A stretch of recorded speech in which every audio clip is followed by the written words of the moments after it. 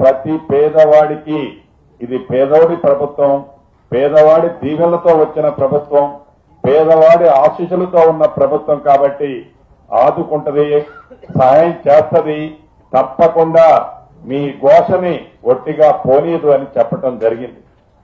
అన్నమాట ప్రకారం గౌరవ ముఖ్యమంత్రి గారు, డిప్యూటీ సీఎం గారు, స్థానిక శాసనసభ్యులు, మంత్రివర్యులు, మిగతా మిత్రులందరూ సూచనలు సలహాలతో ఈనాడు లబ్ధిదారులు ఎవరైతే జెన్యూన్ గా ఉన్నారో,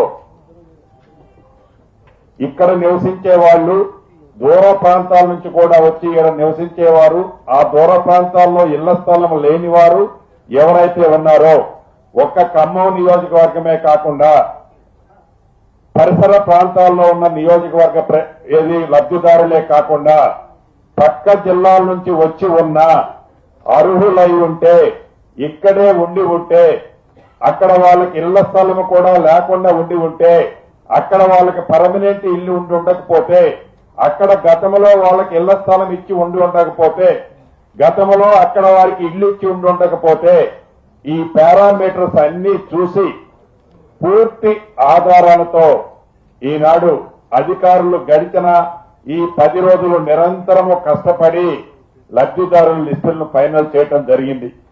ఇళ్ల స్థలం లేని వాళ్ళు ఇక్కడ ఏదైతే 311 మందికి ఈనాడు ఇళ్ల స్థలం ఇస్తున్నామో, ఈ 311 మందితో పాటు ఈ ఉమ్మడి ఖమ్మం జిల్లాలో ఇళ్ల స్థలము ఏ గ్రామంలోనైతే ఉంది, మేము అక్కడ ఇల్లు కట్టుకుంటామన్నా మాకు ఇల్లు ఇవ్వండి అన్న వాళ్ళు 101 మంది.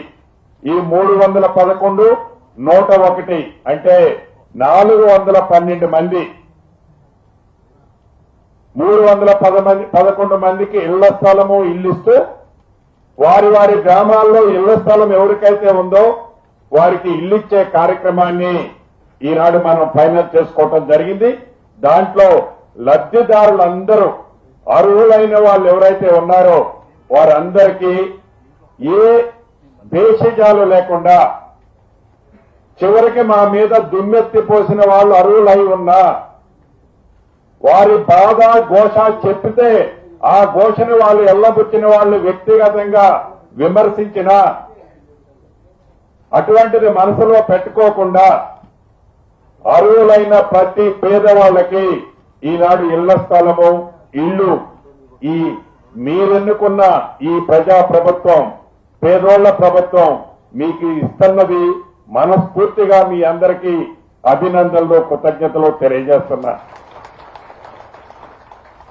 ఈ గడిచిన 15 రోజుల నుంచి ఏదైతే ఆనాడు 10 సంవత్సరాలు పరిపాలించిన దొరల పాలనలో ముక్కుసూటిగా ఒక్కటే ప్రశ్న అడగదలుచుకున్నాను. ఏదైతే ఈ సంఘటన జరిగిన తర్వాత, ఫిబ్రవరి 24వ తారీఖు నాడు ఈ సంఘటన జరిగిన తర్వాత ప్రధాన ప్రతిపక్షం అని చెప్పుకునే నాయకులు ఈ బాధితుల దగ్గరకు వచ్చి వారి ముసలి కన్నీరు, వారి ఆవేదనని మీడియాల ద్వారా నేను చూశాను. వారిని నేను అడగదలుచుకున్న ప్రశ్న ఒక్కటే. ఇందాక బాధితులు చెప్పారు, మీకు తెలుసు, సుమారు 2017-18 నుంచి ఈ బాధితులు అక్కడ నివసిస్తున్నారు. ఇందాక ఆడబిడ్డలు చెప్పినట్లు తాగటానికి నీళ్లు లేదు, చీకట పడితే ఒకళ్ళ ముఖం ఒకళ్ళు చూసుకోవటానికి కూడా ఎలుతూరు లేదు, బాత్రూమ్ వెళ్లాలంటే బాత్రూమ్ లేదు, పాములు, జర్రులు, తేళ్లతో ఆ ప్రాంతం అంతా నిండి ఉండి గడిచిన 7.5-8 సంవత్సరాల నుంచి చాలా మంది అక్కడ నివసిస్తున్నారన్న సంగతి మీకు కూడా తెలుసు. మాది పేదోడి ప్రభుత్వాన్ని మీరు ఇప్పుడు పేదోళ్ళు గుర్తొచ్చి మీరు మాట్లాడుతున్నారు. మీరు 2023 ఎన్నికలకు ముందు మొన్న నేను చెప్పినట్లు, మొన్న నేను ఏవైతే ప్రాపర్ క్లిప్పింగ్లు చూపించానో చూపించిన విధంగా 2023 ఆగస్టు సెప్టెంబర్ నెలలో ఇదే కాలనీని మీరు కూలగొట్టడానికి ప్రయత్నించినప్పుడు, అక్కడ ఇదే బాధితులు మిమ్మల్ని ప్రతిఘటించినప్పుడు మీరు తోక ముడుచుకొని వెనక్కి పోయారు. అసలు ఆ సందర్భం తీసుకురావడానికి ముందే గడిచిన 9 సంవత్సరాల నుంచి ఆడ పేదోళ్లు నివసిస్తున్నారని తెలిసి మీకు కళ్ళు లేని కబోతుల్లా చూసుకుంటూ ఉన్నారే తప్ప ఏ పేదవాళ్ళకి మీరు న్యాయం చేస్తానంటే ఆనాడు ఈ ప్రజా ప్రభుత్వం ఇందిరమ్మ ప్రభుత్వం ఇవాళ ఉన్న ప్రభుత్వం ఆనాడు కాదని అవలేదే మా బట్టి గారు. మీరు 10 సంవత్సరాలు రాజ్యమేలారే, ఎందుకు మీకు ఆనాడు ఆలోచన రాలేదు, బుద్ధి రాలేదు, జ్ఞానం లేదు? ఈనాడు పేదోళ్లు గుర్తొస్తారా? ఈనాడు ఈ పేదోళ్లకు వచ్చి మీరు కన్నీరు కార్చి అవాక్కులు చవాక్కులు పేరే నైతిక హక్కు మీకు ఎక్కడుంది?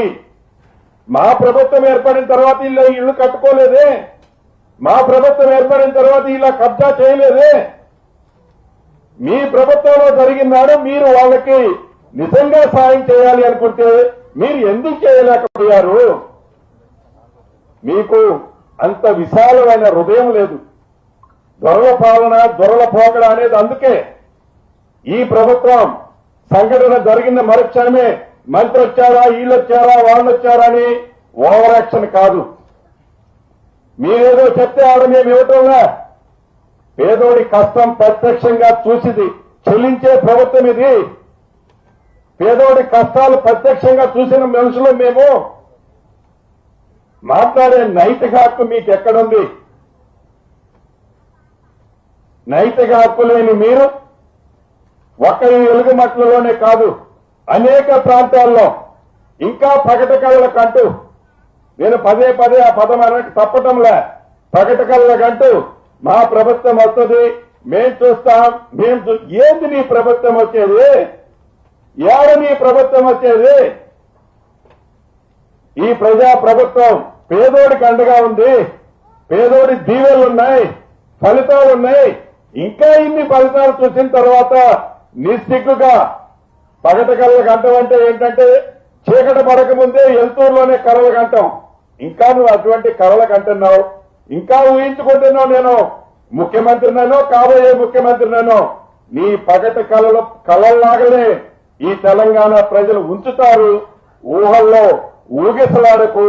నీ రెడ్ బుక్ రాసేదో, నువ్వు వచ్చిన తర్వాత సాధించాలనుకునేదో, నువ్వు వచ్చిన తర్వాత చూపించాలనే కక్ష చూపించే కార్యక్రమం అసలు నీకు అటువంటి అవకాశం తెలంగాణ ప్రజలు ఇవ్వరు.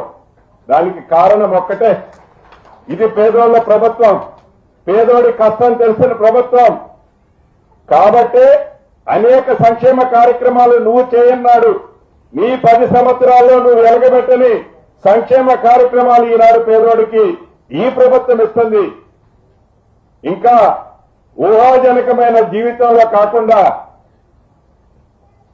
నిజ జీవితంలో జీవితాన్ని గడిపితే ప్రజలు సంతోషిస్తారు.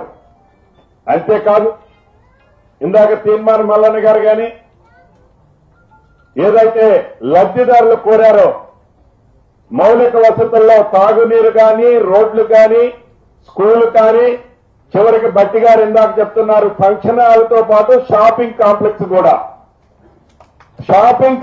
కూడా అక్కడ షాపులు కూడా ప్రభుత్వ పక్షాన్ని కట్టిపిస్తాం. మీరు ఇళ్లు కట్టడానికి ముందే గౌరవ ముఖ్యమంత్రి గారు ముగ్గురు వచ్చే ముందు చెప్పారు, మీరు ఇళ్లు కట్టడానికి ముందే మౌలిక వసతులన్నింటినీ పూర్తి చేపిస్తాం. ఈ రాబోయే వారం రోజుల్లోపే మీ కట్టుబడికి కావాల్సిన నీటికి సంబంధించిన వసతులను ఏర్పాటు చేస్తాం.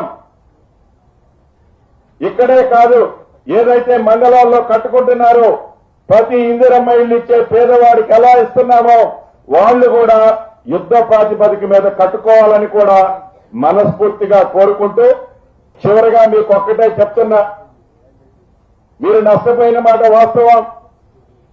గడిచిన 7-8 సంవత్సరాల నుంచి మీరు గోస అనుభవిస్తున్న మాట వాస్తవం.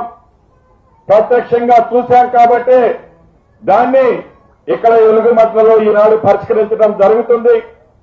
ఎవరైనా ఇంకా ఒకళ్ళో ఇద్దరు బాధితులు బై ఓవర్ సైట్ లో మిస్ అయి ఉంటే తప్పకుండా ఇందాక ముగ్గురు మంత్రులు కలెక్టర్ గారికి ఆదేశించాం.